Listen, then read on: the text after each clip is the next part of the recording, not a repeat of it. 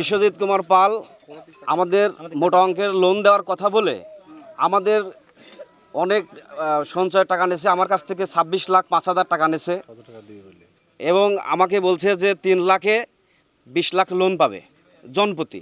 এইভাবে আমার 9টা ফাইল সে নিয়েছে।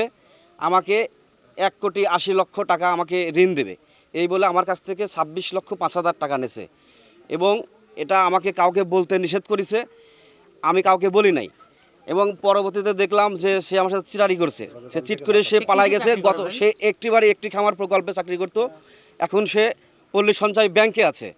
তো এখন পরে দেখলাম যে সে চিটারি করে সে বাড়ি থেকে পালায় গেছে এবং তার পরিবার সহকারে তারা অনেক দিনের প্ল্যান করেই তারা গেছে। বিষয়টা আমরা বুঝতে পারি নাই।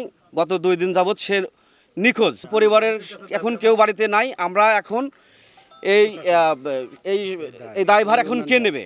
আমরা সরকারের কাছে এই বিষয়টাকে আমরা আকুল আবেদন জানাই, আমাদের এই ব্যাপারটাকে যেন তারা গুরুত্ব দিয়ে দেখে, আমাদের এটা বিধি ব্যবস্থা করে এবং এই পল্লী সঞ্চয় ব্যাংক এই প্রতিষ্ঠান তো তারা দায় এখন এড়াতে পারে না।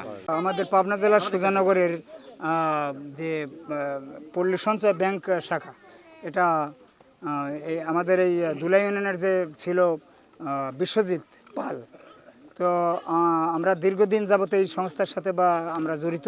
প্রতি বছর লোন তুলতাম, রিকভারি করতাম।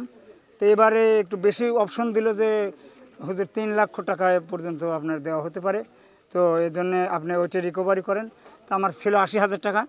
এরপরে আর 3 লক্ষ তুলতে আরও যা লাগে এটা অ্যাভারেজে দিয়ে আমি প্রায় 1,30,000 টাকা আমার পূর্বের লোন সহ 3 লক্ষ তুলতে যা লাগে দিলাম। তো এখন আমরা তো এই টাকাটা হাওলাত বাওলাত করে বিভিন্নভাবে সংগ্রহ করে দিলাম। এখন যে অফিসের মাধ্যমে, অর্থাৎ যে সংস্থার মাধ্যমে এটা আমরা লেনদেন করি, তো অফিসও তো এটার দায়বদ্ধতা বহন করে।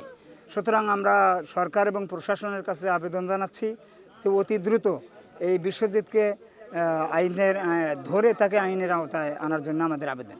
যে উনি যে কথা বললো আমরা সঠিক, আমার বিশ্বাস না। আমরা ওদের কথা, আমাদের টাকাটা আনছে ব্যাংক দায়ী। ব্যাংক কী করে? আমাদের ব্যাংকের ফার দাবি, এই ব্যাংকের লোকজন যেহেতু আমাদের টাকা নিয়েছে, আমাদের টাকা ব্যাংকের কাছে দাবি। আমরা ব্যাংক এই বিশ্বজিৎ কোথায় রাখছে, কী করছে সেটা আমরা জানি না। এই ব্যাংকের লোক হলে এই ব্যাংক হচ্ছে, আমরা এই ব্যাংকের ফার বিশ্বাস করি টাকাটা দিছি, আমরা বিশ্বজিতের ফার বিশ্বাস করি না। ম্যানেজার দায়িত্বে কী করবে? আমাদের দায়িত্বটা ম্যানেজার কী নেবে? ম্যানেজার দায়িত্ব। ব্যাংক দেখে বিশ্বজিৎ দেখে নেই। আর এই ম্যানেজার যা কথা বলছে সম্পূর্ণ মিথ্যা কথা ভাই, এটা দায় সারানোর কথা বলতেছে উনি। তা আমরা বিশ্বজিৎকে 48 ঘন্টার মধ্যে মানে গ্রেপ্তারের দাবি জানাতেছি ভাই। বর্ডার ক্রস করতে যাতে না পারে ভাই। এই বিশ্বজিৎ ব্যাংক দেখে আমরা দিচ্ছি। আর ম্যানেজার কেউ সবাই দায় সারানোর কথা বলতেছে। আমরা লিখিত কোনো কাগজপাতি আমরা কোনো কিছু পাচ্ছি না। মুখে 3 দিন চলতেছে ধরেন।